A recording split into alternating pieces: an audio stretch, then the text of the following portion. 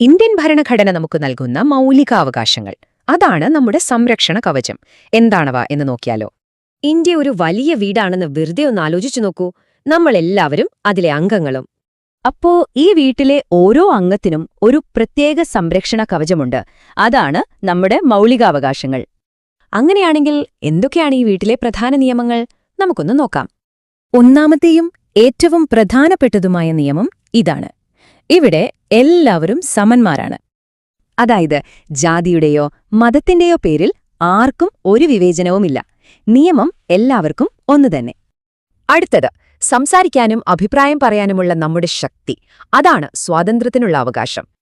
പണ്ട് ബ്രിട്ടീഷുകാരുടെ കാലത്ത് വാ തുറന്നാൽ ജയിലായിരുന്നു. ഇന്നോ നമുക്ക് സ്വതന്ത്രമായി സംസാരിക്കാം. ഇനി ചൂഷണത്തിനെതിരെയുള്ള അവകാശം. ദുർബലരെ മുതലെടുക്കുന്നത് ഈ വീട് ഒരിക്കലും അനുവദിക്കില്ല. അടിമത്തം, ബാലവേല, നിർബന്ധിച്ച് പണിയെടുപ്പിക്കൽ, ഇതൊന്നും ഇവിടെ നടപ്പില്ല. നിയമം അതിന് എതിരാണ്. ഈ വീട്ടിൽ ഓരോരുത്തർക്കും അവരുടെ വിശ്വാസങ്ങൾ പിന്തുടരാൻ സ്വാതന്ത്ര്യമുണ്ട്. അതാണ് മതസ്വാതന്ത്ര്യം. നിങ്ങൾക്ക് ഇഷ്ടമുള്ള മതത്തിൽ വിശ്വസിക്കാം, അല്ലെങ്കിൽ ഒന്നിലും വിശ്വസിക്കാതിരിക്കാം. അത് നിങ്ങളുടെ മാത്രം ഇഷ്ടം. അടുത്തതായി നമ്മുടെ ഓരോരുത്തരുടെയും സ്വന്തം വ്യക്തിത്വം സംരക്ഷിക്കാനുള്ള അവകാശത്തെക്കുറിച്ചാണ്. ഓരോരുത്തർക്കും അവരുടെ ഭാഷയും സംസ്കാരവും സംരക്ഷിക്കാൻ പൂർണ്ണ അവകാശമുണ്ട്. അതാണ് ഈ നാടിന്റെ ഭംഗി. പക്ഷേ ഒരു സംശയം, ആരെങ്കിലും ഈ നിയമങ്ങളൊക്കെ ലംഘിച്ചാൽ നമ്മൾ എന്തു ചെയ്യും? അതിനാണ് നമ്മുടെ സൂപ്പർ ഹീറോ, ഭരണഘടനാപരമായ പരിഹാരങ്ങൾക്കുള്ള അവകാശം.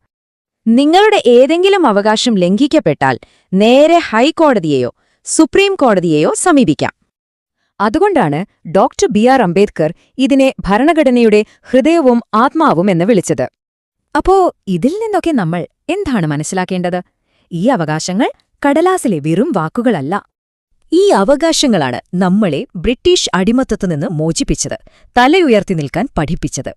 ശരിക്കും ഇത് ഇന്നത്തെ ഇന്ത്യയിലെ ഓരോ പൗരനുമുള്ള ഒരു പേഴ്സണൽ ഷീൽഡ് തന്നെയാണ്. അവസാനമായി ഒരു ചോദ്യം. ഇത്രയും ശക്തമായ അവകാശങ്ങൾ പൗരന്മാരെന്ന നിലയിൽ നമുക്ക് എന്തുത്തരവാദിത്വമാണ് തരുന്നത്?